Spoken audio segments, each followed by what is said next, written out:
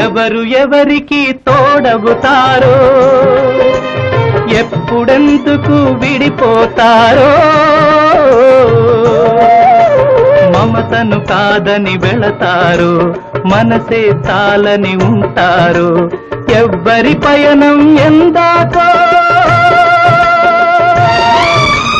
అడగదు ఎవ్వరిని బదులే దొరకదని